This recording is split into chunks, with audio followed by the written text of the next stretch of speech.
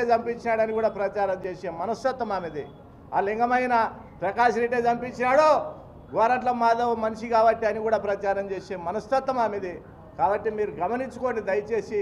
మేము గత 20 ఏళ్ళుగా ఈ ప్రాంతానికి ఈ రామగిరి మండలాలు భయపరిగేసేది కాకనే మేము డబ్బులు సంచులు ఎత్తుకొని పోయినామయ్యా. బోర్లు వేయించేదానికి, ఫ్రీగా బోర్లు వేయించుకునేదానికి డబ్బులు సంచులు ఎత్తుకొని బీదోళ్ళకి బోర్లు ఇచ్చేదానికి పోయినాం. మా వారికి మా తమ్మునికి బాడిగింట్లో ఉన్నాడు, ప్రజల కోసం పనిచేసామయ్యా. మమ్మల్ని దుర్మార్గంగా దోపిడీదారులుగా చిత్రీకరించాలనే ప్రయత్నం. నీదే అధికారం ఉంది, నువ్వు రుజువు చేయి. మీ మేడను తప్పు చేసింటే తల వంచుతాం.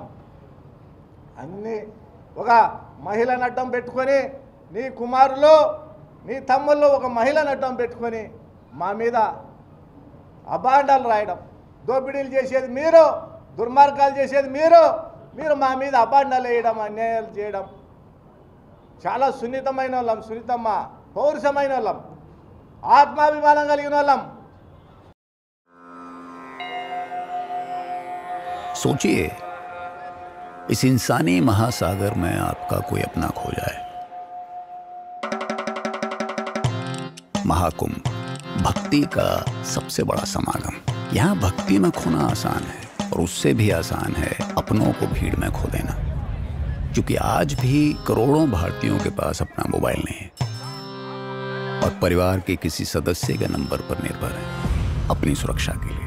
और वो नंबर अगर भूल गए तो फिर बिछड़ने के बाद मिलने की उम्मीद भी भूली जाए। हर आदमी के पास मोबाइल संभव नहीं है, इसलिए किसी को नंबर अगर याद हो तो उससे आसानी हो जाती है। इसीलिए भारत की नामी टेलीकॉम कंपनी वी ने कुंभ के मेले में ही ढूंढा एक तरीका, वो जो अपनों को खोने ना दे। रुद्राक्ष और तुलसी भारत की संस्कृति का हिस्सा है और सभी श्रद्धालु पहनते हैं। इसीलिए वी ने बनाया नंबर रक्षक। 0 से लेकर 9 तक हर नंबर से गुदे हुए तुलसी के बीज, जिनसे वी के वॉलंटियर्स ने लाखों श्रद्धालुओं के फैमिली मेंबर्स के नंबर बनाए और कुंभ में घुसने से पहले ही कलाई पर पहनाए। बच्चे और बुजुर्ग हर भक्त के साथ हर वक्त उनके प्रियजनों का नंबर रक्षक। वी भी तो यही चाहता था कि लोग सिर्फ भक्ति में खोएं, महाकुंभ में नहीं।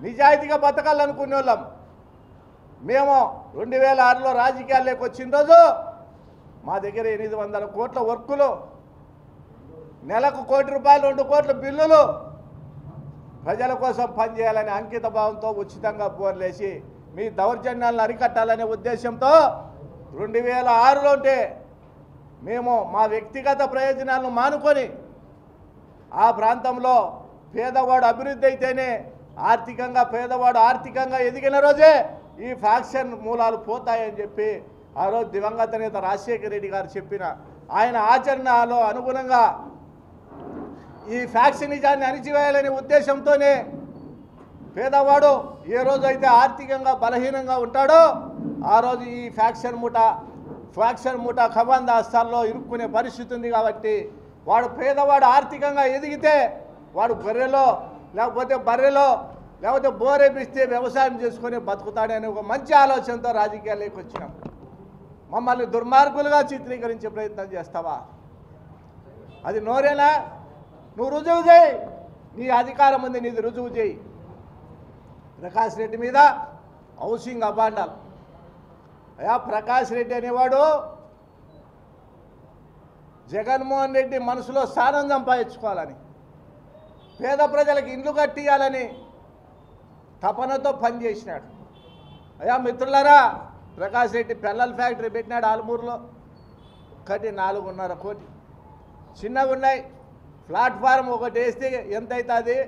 ఒక మిషన్ 60 లక్షలు చిన్నవి, దాదాపు చిన్న మిషన్ 40. ప్లాట్ఫారం వేస్తే 50 లక్షలు కూడా అవుతుంది. ప్లాట్ఫారం ఎక్కడ వేస్తే 50 లక్షలు కూడా అవుతుంది. ప్లాట్ఫారం యాడైతే ఇతను వీళ్ళ కంపెనీ మా చిన్నాన్న కొడుకు కంపెనీ అమర్నాథ్ రెడ్డి అనే అతని కంపెనీ, ఆ కంపెనీ ద్వారా చేపించి జగన్మోహన్ రెడ్డికి మంచి పేరు తీసుకురావాలని చేసినాడు. ఈరోజు రాష్ట్రంలో ఆ రోజు ఉన్న రాష్ట్ర ప్రభుత్వం 70,000తో అగ్రిమెంట్ చేసింది. 70,000 ప్రకారం అయితే ప్రకాష్ రెడ్డికి దాదాపు 100 కోట్ల బిల్లు, 100 కోట్ల పైన బిల్లులు రావాలి.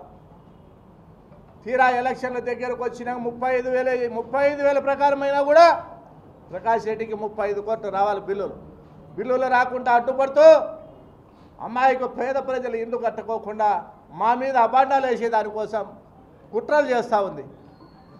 ప్రకాష్ రెడ్డి కడతానంటా ఉన్నాడు. ప్రకాష్ రెడ్డి కట్టకపోయినా వేరే కంపెనీలు ముందుకు వస్తున్నాయి, మేము కడతామని. నువ్వు విజిలెన్స్ ఎంక్వైరీ చేసినావు, ఆలమూరులో ప్రకాష్ రెడ్డికి 6 కోట్లు బాకీ పడుతుంది ప్రభుత్వం అని తేల్చింది. నువ్వు మళ్ళా విజిలెన్స్ ఎంక్వైరీ చేసినావు, ఈరోజు కూడా అదే తేలుతూ ఉంది. ప్రజల కోసం పనిచేసినందుకు ఇన్ని అబాండాలు, ఇన్ని నిందలు వేస్తావా? దుర్మార్గాలు చేసేది మీరు. మమ్మల్ని దోపిడీ దొంగలుగా చిత్రీకరించే ప్రయత్నం చేస్తారా? ఈరోజు ప్రజల ఆస్తులను కొల్లగొడతా ఉండేది ఎవరు? ప్రజల ఆస్తుల్ని, అమాయకుల ఆస్తులను కొల్లగొడతా ఉండేది ఎవరు? జేసీబీలు పోతా ఉంటే కూడా బాబు జేసీబీలు రాత్రిపూట జేసీబీలు పోతా ఉంటే ఈ రూరల్ మండలంలో ప్రజలు నిద్రపోవడం లేదు. పరిటాల సునీత మనసులో, సునీత తమ్ముల్లో, కొడుకులో సునీతమ్మ పంపించింది ఇండ్లు పడగొడతారని రాత్రిపూట నిద్రపోవడంలే. జేసీబీ శబ్దం వస్తే నిద్ర రావడంలే జనాలకి.